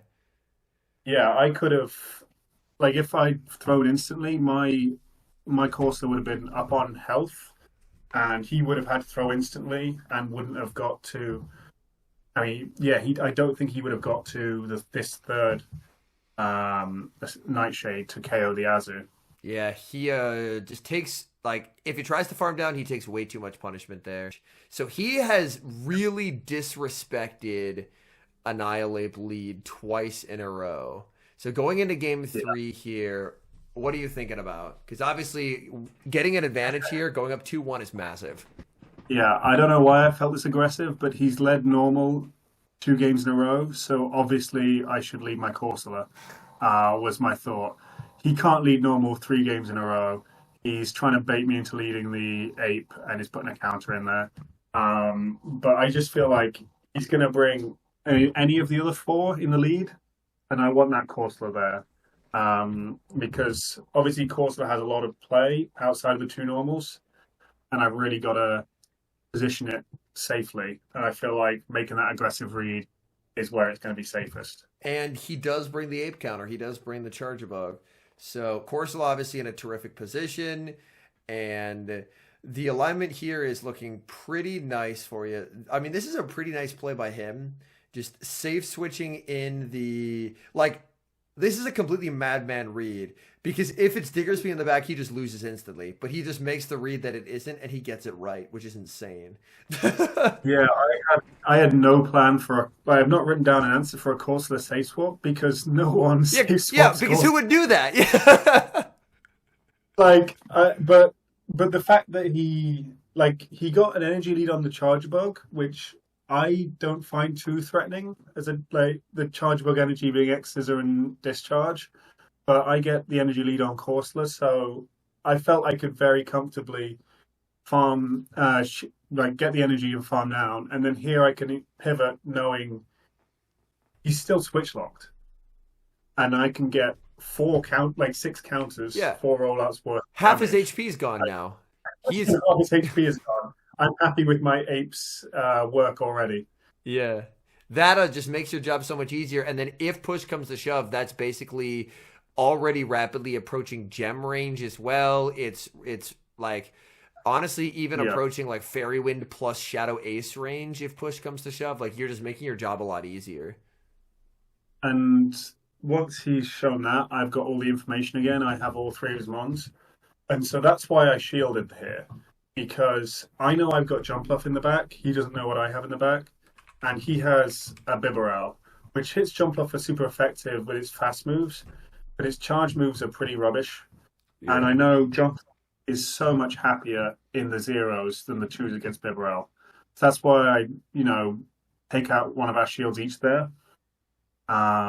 And then I'm much more comfortable this matchup. Yep, and then you can just spam out Shadow Aces because you've already done so much damage. Even only having switch advantage for like 5 seconds there was enough to effectively neutralize Bibarel for the remainder of the game. He is forced to undertap here just to get the move off, but realistically, you're going to be able to manage your energy well enough to take this win, which is nice. Yeah, because in my head, I wasn't counting the Bibarel. I was counting the Charger Bug, and so I knew he was 2 full Volt switches from a charge move. So I threw You just make enough sure to you're 3 off, yeah, and then you're good. because I would have if I'd thrown 1 fewer, like on perfect timing in sense. Although knowing that KO's the second Fairy Wind against 2 rollouts is perfect timing, but yeah, I threw it knowing exactly how much I needed for the Charger Bug when I could have farmed up more on the Bibarel, but I'd focused on the third and already sort of half forgotten the second. That is very funny. All right, so up 2-1, up 2-1 now. 1 win away from Grands. So you've brought Annihilape twice, and it's had massive value both times. So go on another game for what is the game plan here? Yeah, like that's one of the things. Like on my paper, you can see me writing notes down. I plan my line of 3, and then my lead, I plan what I do versus each of his 6 possible leads and each of his 6 possible space swaps. And this is a full piece of paper now because I never ran the same team back twice. I changed it up every time, and this time I think Drapion feels like a very safe lead. He's not bringing his Annihilate. He's brought his Diggersby once and it's met that, but I don't think he's going to do it again. He's not going back to a Diggersby lead. So I led a Drapion, and then that Ape Corsola core that I wanted to run at the beginning of the tournament feels like a good backline to put some work in. Yeah, that double normal strat, he save switches Charge-a-Bug, and then you just get to bank and then send in the Corsola, which we've seen very nice matchup. And you banked energy, but you didn't throw it to like decent timers when you didn't have to, which is nice. Because now you have a little bit of extra energy to make that Talon matchup a little cleaner. So that way if Talon farms something down and gets an Incinerate, then you are basically caught back up. Because you have 10 turns of energy, and if they get one Incinerate farming you down later, then that's 10 turns of energy as well. So it honestly works out pretty solidly here. He goes for the discharge. Oh, and then you're just letting it go. I really like this because, again, looking at his team, you know, even if you lose switch, Drapion is going to go absolutely wild. Also, if he shields this, there's the potential for like a snipe play with Drapion energy, like what you did in a previous round as well. Oh, he reads it. Oh, ZZ's a bad man. ZZ's a bad man. What a great play. He stood in the front row of the crowd as I made that same move on King OWT. So he's made that read. But yeah, I felt that the Corsola has some great play into the Charge-a-Bug, but once he'd shielded once, I feel like I could win the 0-1 shield there. Yeah. And that felt like such a lovely position to be in.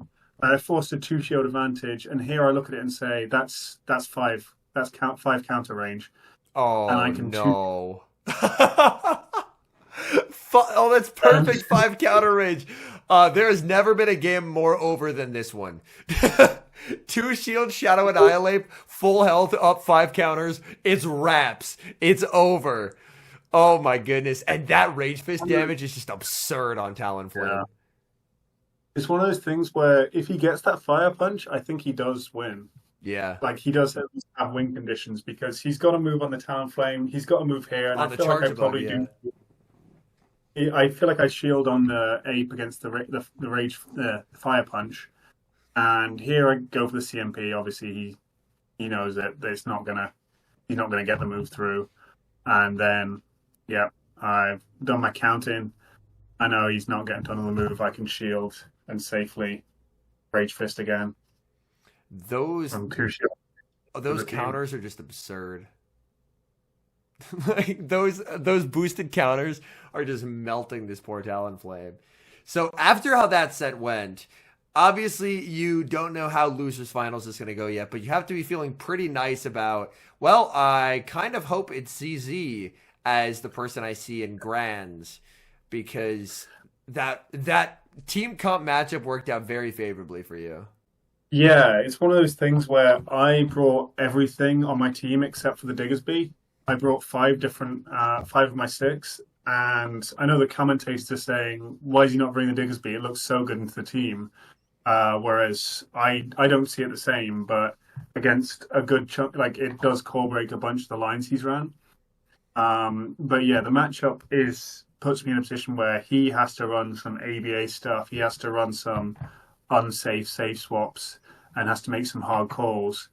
Whereas my safe picks have a lot of flexibility. Like he feels like his safest pick is his Charge-a-Bug or Talonflame, which do have some really hard counters. Whereas I feel like my Annihilape, Drapion, and the Azu all have a lot of freedom to wiggle around and fight back against their counters. That makes sense. And yeah, I'm sat in the crowd watching Xylas versus Galax, and I've been hanging out with Galax all day. We're teammates in the same faction, and so obviously he's gone on. Like he lost his Xylas in first round of day 2, and then has won 6 or 7 in a row in losers, and he's locked in. He's playing great, and I'm scared. I don't want to play Galax. He's got some really good counterplay to my team.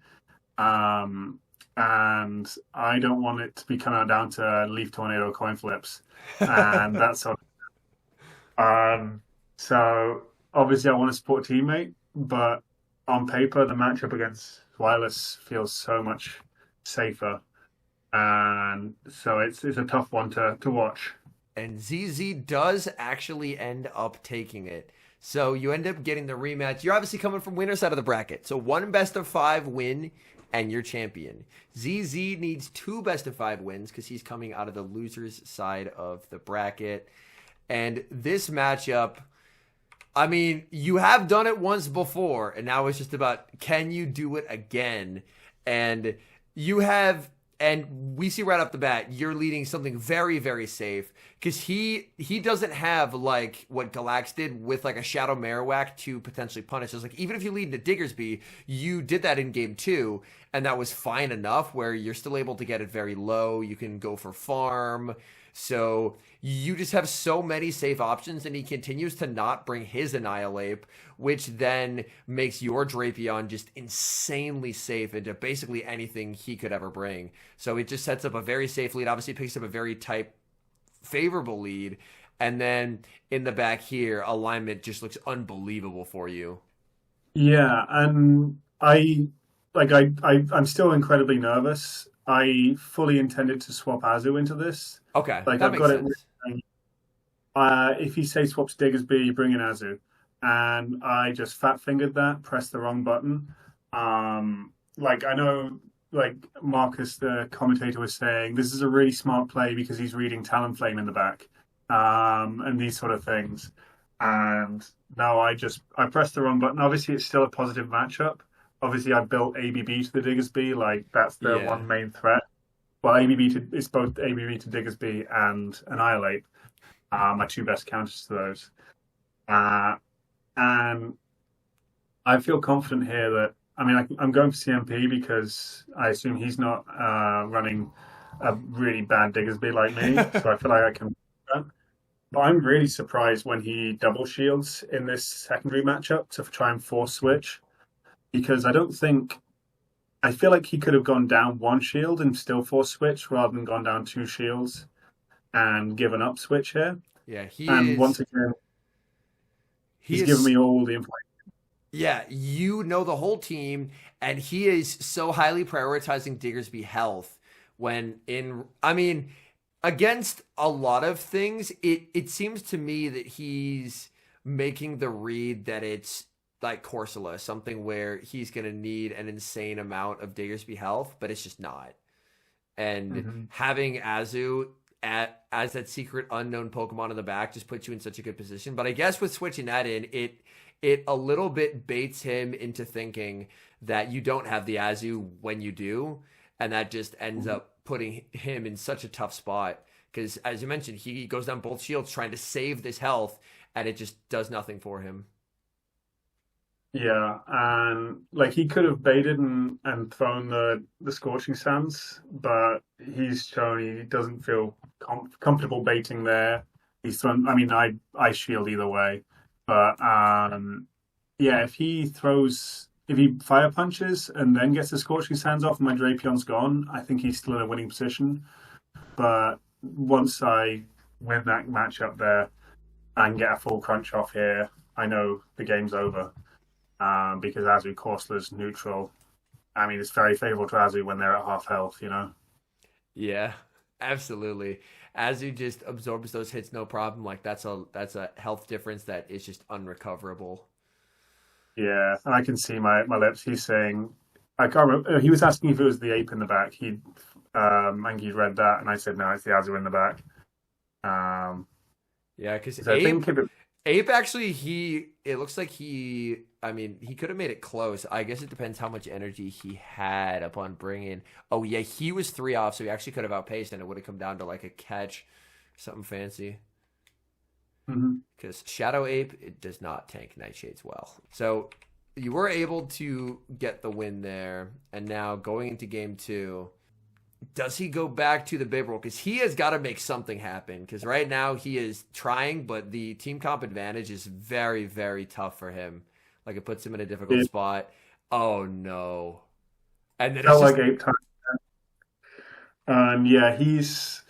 I mean, it's similar to the Tomahawk matchup. I feel like this exact sort of situation is played out with slightly different mons of I've got a great lead matchup, but also I'm ABA strong for Diggersby, where if he swaps in a soft counter, I know I've got an Azu in the back, so I can stay in and force switch and win Hmm. game that way if I don't have a clear way to force switch otherwise. That makes sense. Yeah, because you are running soft ABA to Corsola, but he ends up switching in the charge bug. And because of that one turn switch out, you're just able to throw instantly here, which is very, very nice. And just get some damage on the charger. Just look to ramp up, and that Rage Fist does so much damage. Yo, Shadow Wave is sick. Very cool Pokemon. Definitely not at all a bit overtuned. Yeah. It Yeah, like the one thing about the winners side of the bracket is you do get the time to learn the matchups a bit more and see, oh, actually, Ape is horribly good into Charger Bug. It really shouldn't be, but it is. And I've gone down a shield, but I've still got a third of my health, and I'm double boosted, and I have energy. Like I'm in a good position. And then similar to before, I know I've got to stay in. I can't pivot out there. Yep. Like Very similar to that Tomahawk matchup that you were mentioning. Diggersby, Azu, and then it again comes down to is he getting the double sands debuffs? Because if he does, your life could get a bit uncomfortable. Outside of that, I mean, he does have energy and shield advantage, but the alignment is just so incredibly favorable.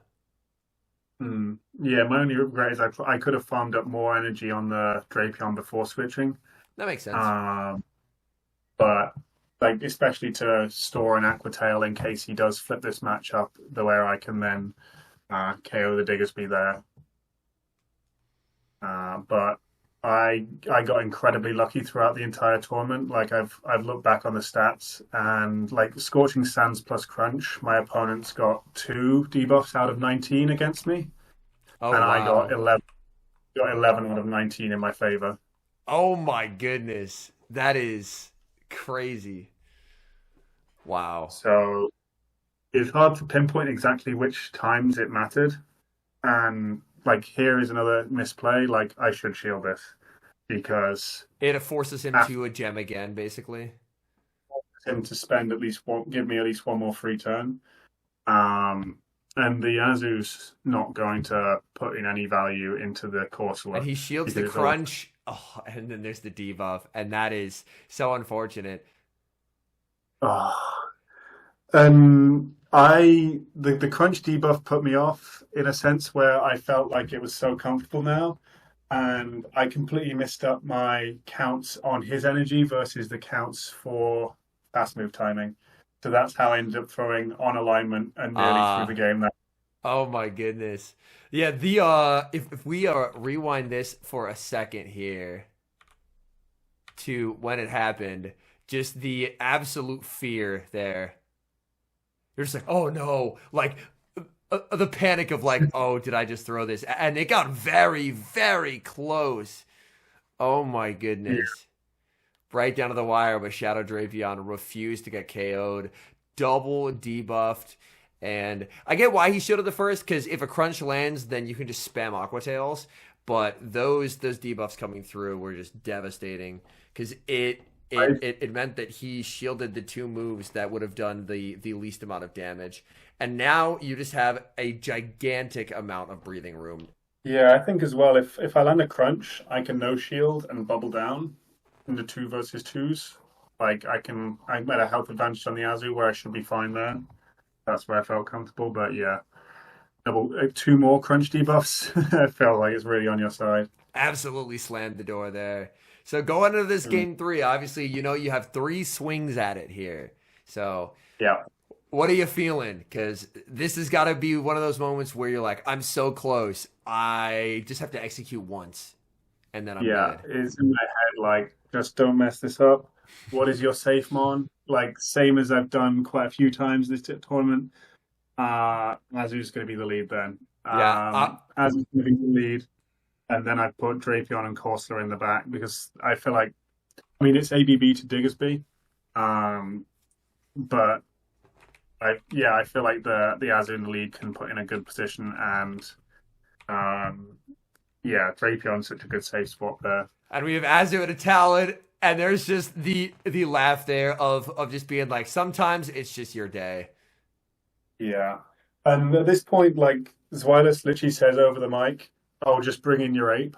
And he fully feels that like he's just getting hard countered, but I don't have the ape, so I'm in a slightly awkward position of what do I do? Like I throw it, I chip and dip, like that puts me in a good position. I know I can take a move here, but I still know I get outpaced because I know like Beberel has really bad stats. Like it's got the same attack stat as an Annihilape.